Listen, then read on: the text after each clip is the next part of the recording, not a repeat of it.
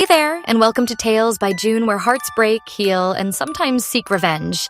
Let's begin today's story.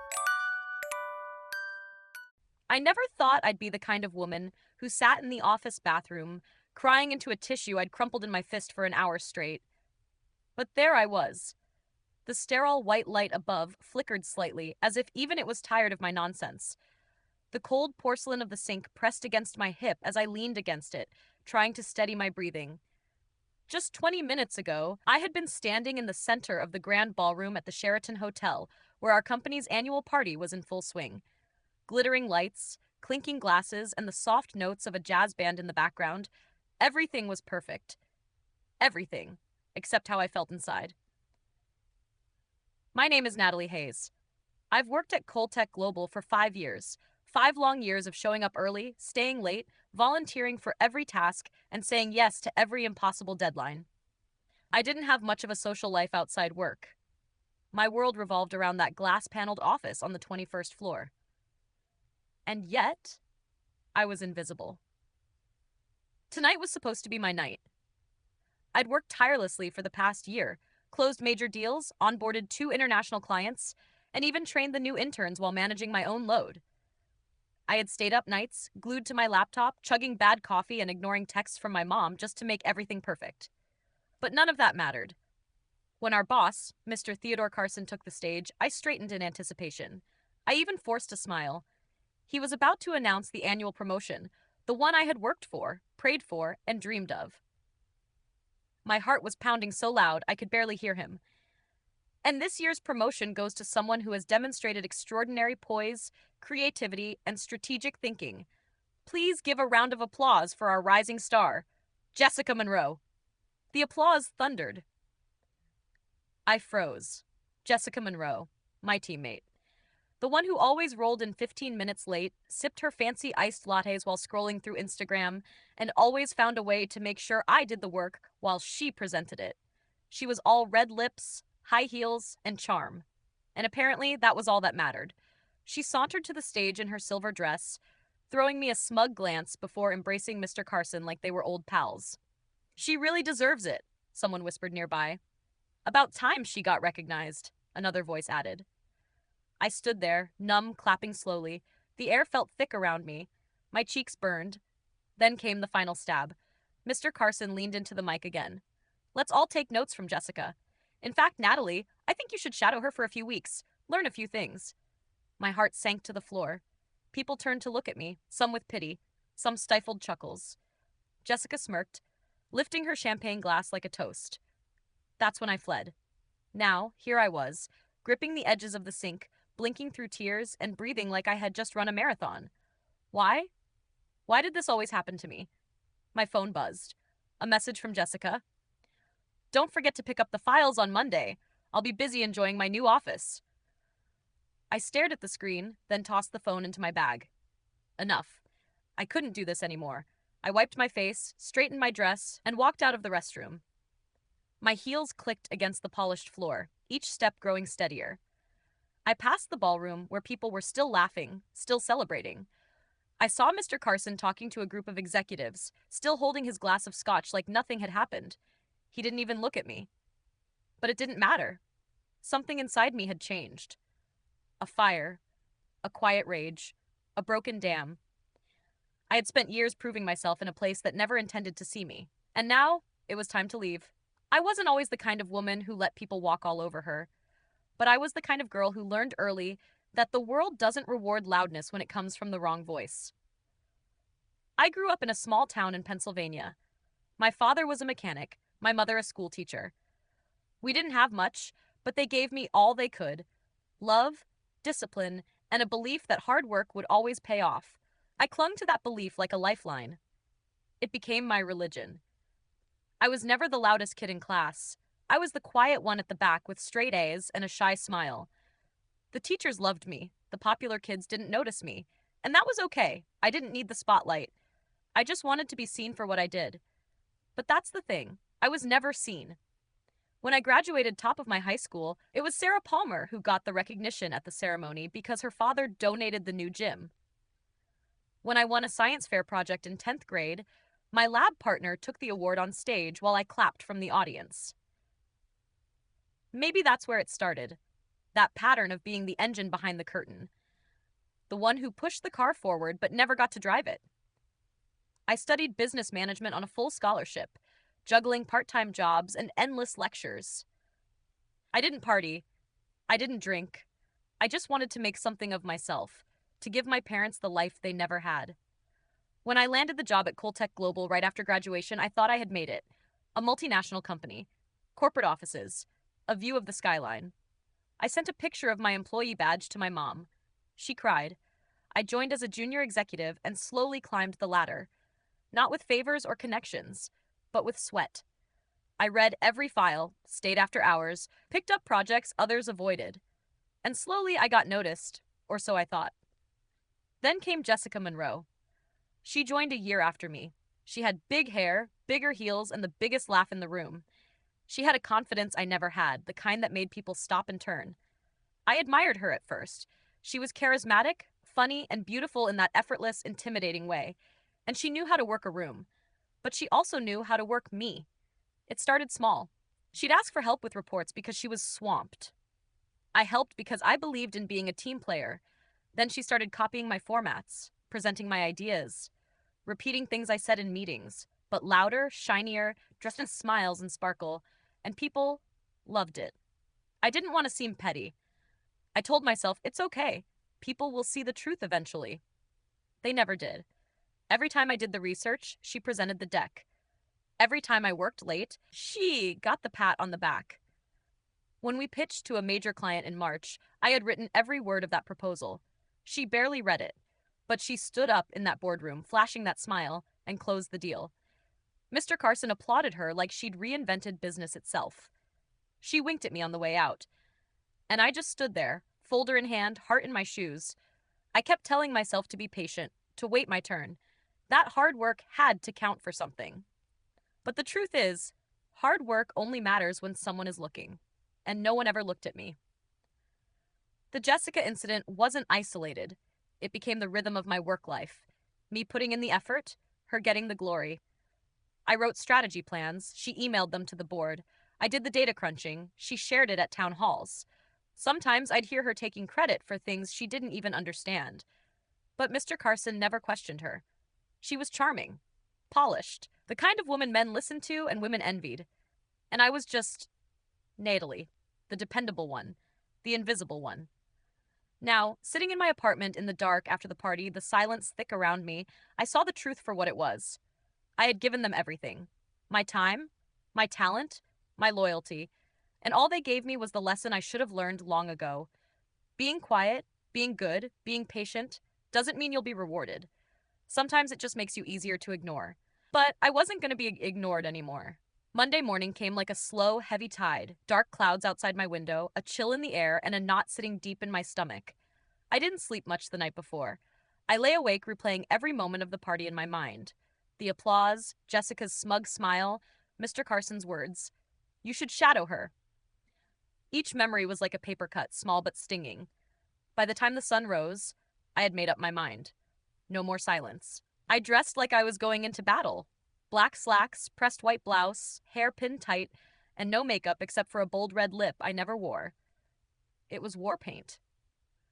When I stepped into the 21st floor lobby, everything looked the same. The scent of overbrewed coffee, the low hum of keyboards, Jessica's heels clicking down the hallway like gunshots. She passed me with a grin. Morning, Nat. Hope you're ready to shadow me, she whispered with a wink, then laughed as she swayed away toward her new corner office. I didn't respond. Instead, I walked straight past the main floor, straight past my desk, straight to the glass double doors of Mr. Carson's office. His assistant, Sharon, looked up from her desk, startled. Natalie? Hi? Do you have an appointment? No, I said calmly, but I won't take long. Before she could stop me, I opened the door and stepped inside. Mr. Carson sat behind his desk, sipping coffee, reviewing a report. When he looked up, surprise flickered across his face. Natalie, good morning. Something urgent? Yes, I said. We need to talk. He set his mug down. Of course, have a seat. I didn't. I remained standing, eyes fixed on his. I wanted to speak to you about Friday night. I began, keeping my voice even though my heart pounded. Specifically about the promotion. He leaned back in his chair, interlacing his fingers. Ah, Jessica, she's been quite impressive lately, wouldn't you agree? No, I said simply. I don't. His brows lifted. I see. I've been working here for 5 years. I've closed the last 3 client accounts. I wrote every proposal your rising star has ever presented. I've stayed late, trained the new hires, and I've never once asked for anything. And yet, I've been overlooked again and again. He frowned. Natalie, I understand your frustration, but sometimes leadership is about. No, I interrupted. This isn't about leadership. This is about being invisible. He didn't speak. I continued. You stood in front of the whole company and told me to shadow the woman who's been taking credit for my work. That was not just disrespectful, it was humiliating. Mr. Carson shifted uncomfortably. Look, I didn't mean for it to come off that way. Jessica has a certain presence. And I have results, I snapped. But I guess that doesn't matter here. There was a long silence between us. He looked down, then back at me, his voice softer. Natalie, I know you're valuable. Maybe I should have acknowledged it sooner. Why don't we schedule a one-on-one next week? We can revisit your development plan. I shook my head. No, I'm not here to ask for a meeting. I'm here to give you my resignation. His eyes widened. Wait, what? Natalie, come on. That's unnecessary. Let's not be hasty. It's not hasty, it's overdue. He stood now. Natalie, let's talk about this. Maybe there's a way to. No, Mr. Carson, I said firmly. There isn't. I gave this place my best years, and you let someone else wear my work like a costume. I'm done playing invisible. He looked stunned. You're serious? I nodded. Completely. He opened his mouth, searching for something to say, but there was nothing left. Not for me. I turned, walked out of the office, and shut the door behind me with more peace than I'd felt in years. Sharon watched me, wide-eyed. I smiled gently and said, You might want to update the staff directory soon. Then I walked down the hallway for the last time, past the cubicles, past the fake smiles, past Jessica's glass office. She looked up from her chair, puzzled. Everything okay? She called out. I didn't answer. I just walked into the elevator, pressed the lobby button, and as the doors closed, I saw my own reflection in the mirrored panel. Calm, strong, and finally awake. The moment the elevator doors closed behind me, the world went still. It wasn't the kind of stillness that comes with peace, at least not yet. It was the kind of stillness that follows a storm, a strange, weightless quiet. Like everything that had once held me down had finally slipped off my shoulders, and I didn't know whether to cry or scream. I stepped outside the building into the crisp morning air. The city buzzed around me, cars honking, people rushing by, coffee cups in hand, phone calls in motion. But I just stood there, staring up at the towering glass building I had poured 5 years of my life into. My whole identity had been tied to that job. My value, my worth, my routine, all of it. Gone. In one conversation. I walked for a long time, through streets I barely noticed, past cafes and vendors and noise. I just needed to move, to feel my feet on the ground. My phone buzzed a few times. I didn't look. Not yet. When I finally got home, the silence hit harder than expected. My apartment, always a sanctuary after long work days, now felt like a waiting room between two versions of my life. I dropped my bag on the couch and stood in the middle of the living room, still in my work clothes, my mind racing. Did I really just quit? The thought sent a chill through me. No backup plan, no job offer waiting, just a raw, burning certainty that I couldn't stay another day where I wasn't respected. I made a cup of tea just to keep my hands busy, sat on the couch, let the stillness settle around me, and then I checked my phone. 10 missed calls, 3 from unknown numbers, 2 from HR, and 5 from coworkers. 1 message from Mr. Carson. Let's talk. I think we can work something out. I didn't respond. But then, there it was, a voice note from Megan, one of the only people in that office who had always treated me like more than a shadow. I hesitated, then hit play. Nat, I just heard what happened. People are freaking out. Jessica looks like she saw a ghost. She was laughing at first, but she's definitely rattled. She asked if it was some kind of joke. Everyone in the department is whispering about it. Honestly, I think you shocked them all. In the best way. I sat back, letting her words wash over me. Jessica is rattled. Of course she was. I could picture her reaction perfectly. Someone must have told her as soon as I left the building. Her confident little world would have shifted slightly, just enough to make her heels wobble. She did what? She probably said, blinking too quickly, flipping her hair as if that would make the news disappear. She quit? Like, actually quit? Megan told me later what happened in detail. Jessica had strutted into the common area, pretending like she didn't care. She must have finally snapped, she said loud enough for everyone to hear. I mean, poor thing. So much pressure and no recognition. It happens. A few people laughed, nervously. Then she added with a smirk, let's hope she doesn't regret it. Not everyone's cut out for the real world. But her voice was tight, and her eyes kept scanning the room like she needed reassurance that people still believed in her sparkle. They didn't. I wasn't the only one who had seen the truth behind Jessica's glittery facade. But I had been the first to act on it. I stood from the couch and walked over to the window. The sun was just beginning to pierce through the gray clouds, lighting up the buildings in soft gold. I took a deep breath. No, I didn't have a plan yet. No interviews lined up. No job security. Nothing certain. But for the first time in years, I wasn't afraid. Because fear had kept me quiet. And now, silence was no longer my home. It was time to rebuild. On my own terms. The next morning, I woke up before sunrise. No alarm, no deadline, just habit. I sat on the edge of my bed with the early morning light pouring in through the blinds, casting long shadows across the floor. The silence in my apartment felt different now. Not like a void, but like a blank canvas.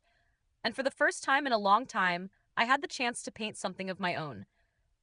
I made coffee slowly, deliberately. It tasted stronger than usual. Or maybe I was just more awake. Truly awake. I pulled out my laptop and opened a new document. At the top, I typed in bold, "This is where it starts." Then I opened a browser and searched for job listings. At first, everything felt overwhelming. So many companies, so many vague job descriptions. Every listing seemed to want a unicorn, a 10-armed multitasker who could juggle coding, branding, marketing, and public speaking, all while smiling. I created a spreadsheet and listed positions that aligned with my skills. I rewrote my resume 3 times. I deleted the part where I'd worked under Jessica's team lead. I didn't want her name anywhere near this next chapter. Instead, I listed the accomplishments as mine. Because they were mine. The first week passed in a blur of applications, online forms, cover letters, and LinkedIn messages. For every 5 applications I sent, I got one automated, "Thank you, we'll be in touch," reply. It was discouraging. But I kept going. By the second week, I got a call back from a company I had almost skipped applying to. It was a mid-sized tech firm. Nothing fancy, no skyscraper, no marble lobbies. But the job description was clear, and their website radiated a different kind of energy. No fluff. Just people doing meaningful work. The phone interview was scheduled for a Thursday morning. I wore a blazer even though they couldn't see me, and I paced my apartment floor while answering questions. The voice on the other end was warm. "Your resume's impressive, Natalie. You've got a strong foundation, and your writing samples are excellent." "Thank you," I said, trying to sound calm. "What made you leave Coltech?" There was a pause. I thought about Jessica. Mr. Carson. All the missed chances. "I was tired of being overlooked," I said. "I gave everything I had, but I realized I was building someone else's ladder, Wai. I decided it was time to build my own." Silence. Then a soft chuckle. "I like that," the interviewer said. "Honest. You don't hear that often." That evening, they called again. "We'd like to meet you in person. Can you come in on Monday?" I stared at the phone, stunned. Yes, absolutely. When I arrived at the new company's office, it felt nothing like Coltech. No suits, no fake smiles, just people busy, creative, energized. The walls were lined with team photos, sketches, and goals scribbled on whiteboards. I was offered coffee not by an intern, but by the CEO himself, Marcus Kane, who sat in on my interview. He asked me to walk them through one of the biggest campaigns I'd handled at Coltech. I told them everything, start to finish. I didn't dress it up. I just told the truth. My part, my process, my ideas. When I finished, Marcus leaned back, smiling. "I don't know who took credit for that campaign back at your old job," he said, "but they owe you a dinner." I blinked. "You saw that?" He nodded. "Oh, it was obvious. Your voice was in every detail." 2 days later, they offered me the job, Senior Strategy Manager, a title I had begged for at Coltech, one they never gave me. I accepted immediately. On my first day, I stepped into my new office. It wasn't huge, but it was mine. A real window, a whiteboard, and my name on the door. Natalie Hayes. No shadow, no credit stolen, no one laughing behind my back. As I settled in, I got a message from HR welcoming me, then another from the CEO himself. Excited to have you here. Let's build something great. I smiled, not because I was finally respected, but because I had chosen this path. I had walked away from the noise and found a place that heard me. Back at Coltech, I was already a whisper in the gossip mill. Megan texted me a screenshot from their Slack channel, a message someone posted anonymously. Funny how the person who did all the real work is the one we let go. Jessica hadn't reacted, but I could imagine her reading it, lips pressed tight, jaw clenched, the glitter slowly cracking. Let her have the office. Let her have the stage. I had something better now. Myself. 2 weeks after I left Coltech, I stopped thinking about the place. Mostly. I had new meetings to prep for, new teams to lead, new coffee to drink from a real mug instead of a paper cup. But sometimes, in the quiet before a call, I'd wonder, how long would it take before everything came crashing down? The answer? Not long. Megan called me on a Wednesday afternoon, her voice breathless with the kind of energy that always preceded office gossip going nuclear. "You're not going to believe what's happening here," she said, half whispering, even though she was alone in the break room. Jessica just blew up on the floor, like full-on meltdown. I leaned back in my chair, smirking. Already? That was fast. Oh, it's bad. You know that big pitch she was prepping with the finance and product teams? The one that was supposed to land that global logistics client? I remembered it well. I had written the first two drafts before I quit. The timeline, the brand voice, the value structure, it was mine. But apparently, Jessica had told the team she'd got it handled after I left. She botched it, Megan said flatly. Completely. She didn't understand the product specs, misquoted numbers, and the client was pissed. They pulled out mid-call. Ouch, I muttered. That's not even the worst part. Go on. She tried to blame it on Maya. I sat up straight. Maya? The junior analyst? Yup, Megan confirmed. Said the data report she provided was full of errors. Jessica threw her under the bus in front of everyone. Maya just stood there, shaking.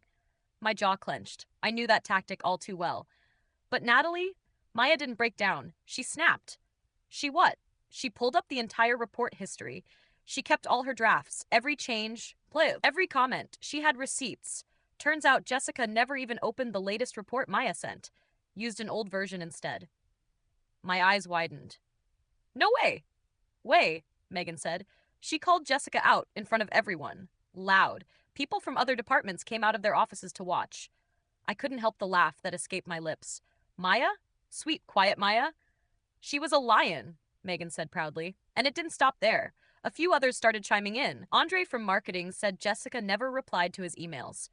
Tara said she'd been left out of meetings she was supposed to lead.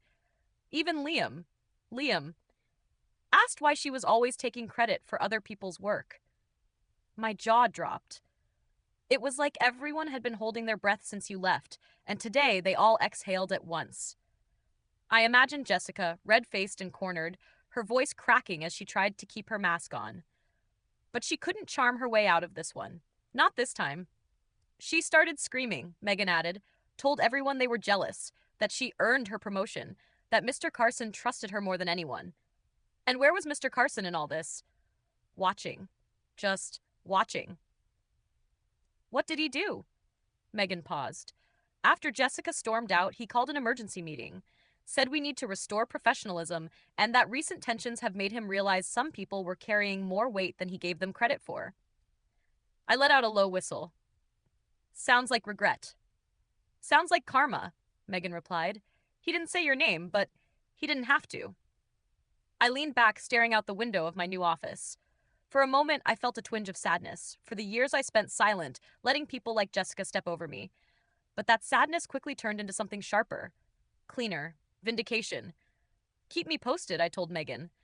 Sounds like Coltech just became a soap opera. Oh, it's better than TV, she said with a grin. You should have seen her face when Maya said, I'm not Natalie. I'm not staying quiet. I smiled wide, feeling something bloom in my chest. Pride. Not just for Maya, but for all of them. Because when one person stands up, it gives others permission to do the same. Jessica might still have the corner office, but her crown had fallen. So the next few weeks at my new job were a whirlwind. Every day brought new challenges, new clients to win over, new systems to understand, new teammates to bond with. But unlike Coltech, I didn't feel like I was drowning under someone else's spotlight. I felt seen. I'd barely been there a month when Marcus, the CEO, dropped by my office with 2 cups of coffee in hand. "Thought you might need a refill," he said, placing one on my desk. I smiled. "You rid my mind." He leaned against the doorframe. "You know, your ideas in the last strategy session really lit a fire under the team. Finance is quoting your pitch deck, and product's finally syncing with marketing again. That's rare." I blinked. Wow, that means a lot. He gave me a look that was calm but serious. "Natalie, you've only been here 4 weeks, and you've already earned the kind of respect most people don't get in a year. You've got something. You're not just a workhorse. You're a leader." My throat tightened a little. I nodded, grateful, but quiet. Because 5 weeks ago, I was told to follow Jessica's lead, like I was some intern with no original thought.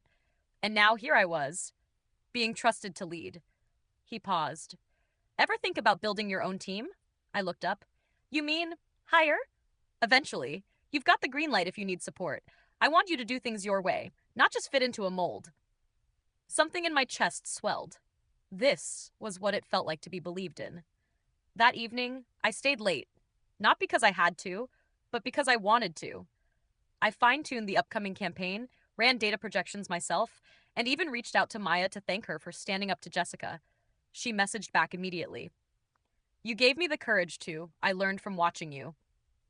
It felt good, not in a petty way, but in a peaceful way, like my scars had become someone else's roadmap. The next day, as I walked into the building, Marcus waved me over at the front desk. "I forgot to tell you, recruiters from Coltech reached out." My eyebrows lifted. "Seriously?" He nodded. "Didn't say much.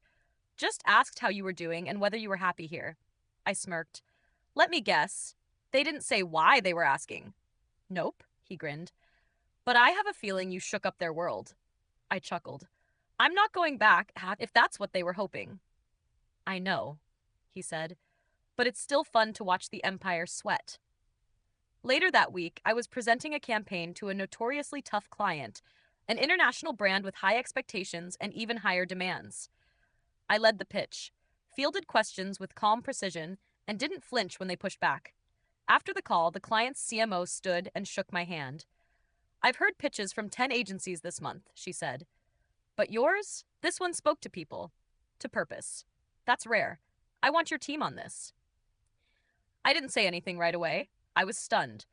But Marcus, who had quietly watched from the corner of the room, stepped forward with a small smile. "She's not just our strategist," he said. "She's the heart of what we're building." And just like that, we landed the account. My inbox exploded with messages of congratulations. Team members I'd only met once sent gifts and emojis. Someone sent cupcakes to my office. But more than anything, what touched me was a message from one of our junior designers. "I've never seen a woman lead like you.